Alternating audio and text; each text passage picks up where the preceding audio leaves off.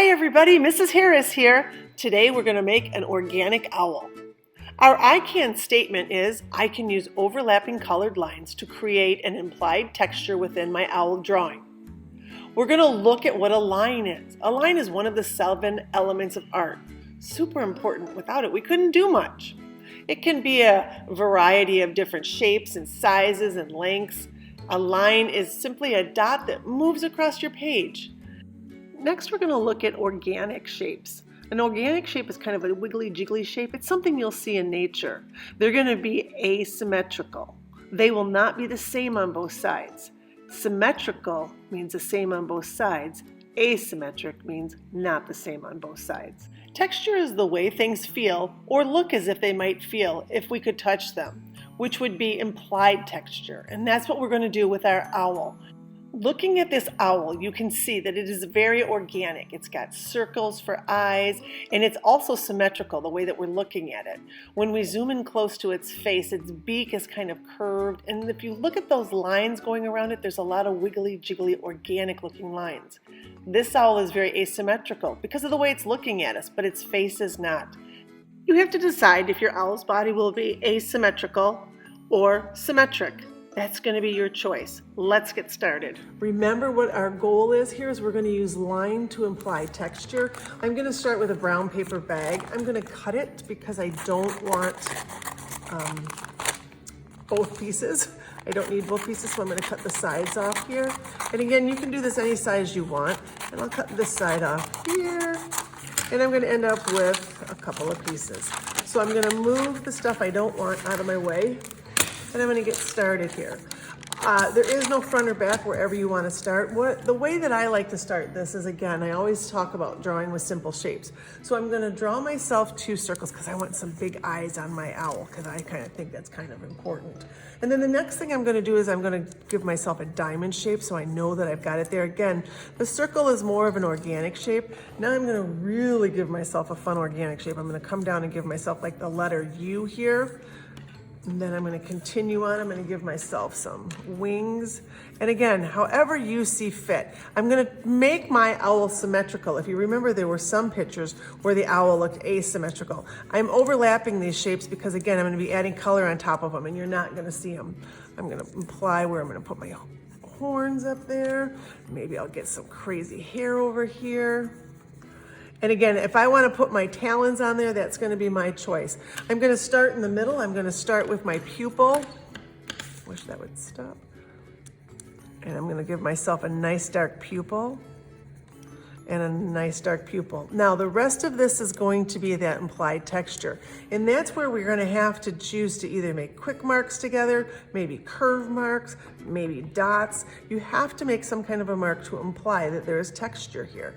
So one way to do that is to start, I'm going to grab this lighter blue color, and I'm going to start by coming out from the eye. This is only going to work if you overlap your colors a lot. It's not going to work if you just go over it once or twice because we're still going to see the bag behind it. So I'm going to work on the eye area.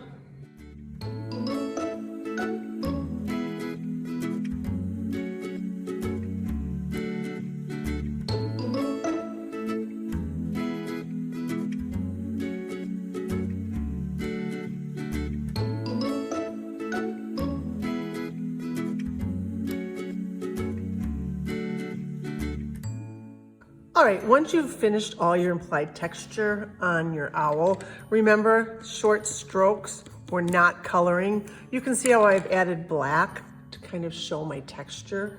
I want you to go ahead and cut it out. Take your time. You're gonna cut pretty close because we're not necessarily leaving a bubble for this one.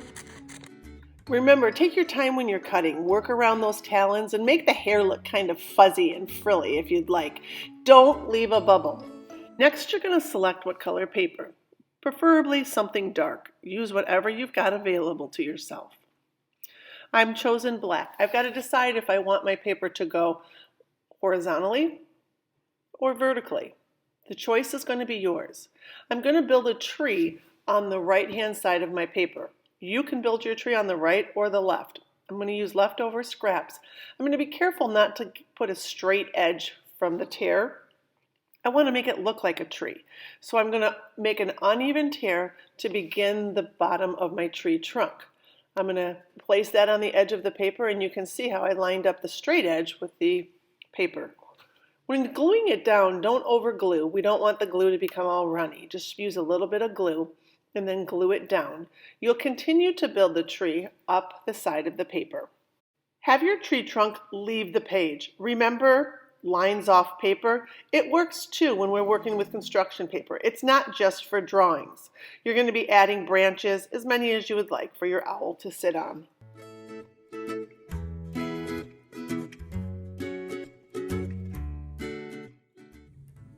All right, you can see that I've got my branches made. Again, they start thicker and they go out thinner. This one I probably should put a new end on it because I can see the end of the paper bag. So it kind of looks funny. So I'm gonna go ahead and glue this end right over it so it doesn't look like the paper bag. I don't want people to know that that's the paper bag.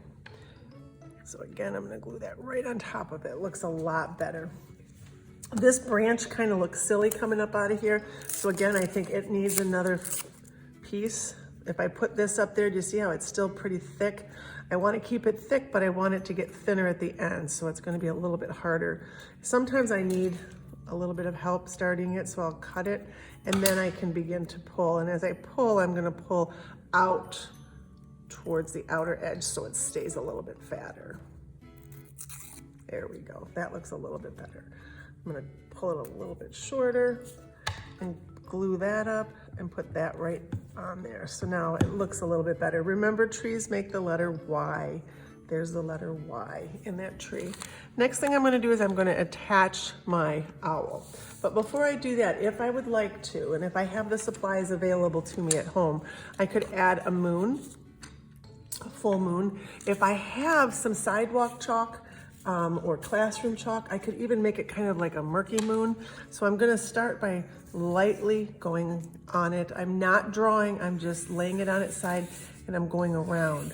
So what I'm gonna do now is I'm gonna do this in a circle. So it kind of looks like it's in the fog or kind of an eerie moon because it's a fall night with the owl.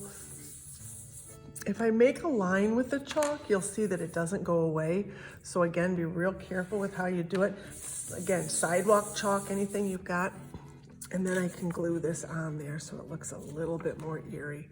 If you don't have any chalk, just simply add a moon. That'll be enough. Next, I want to glue down the owl. Again, don't overdo the glue, just dots on the back of it and glue it down. When you're all done, I'd like you to sign your name on the front if you can find a white colored pencil, a white crayon, and display your work proudly. I can't wait to see what you've done. Have fun with it.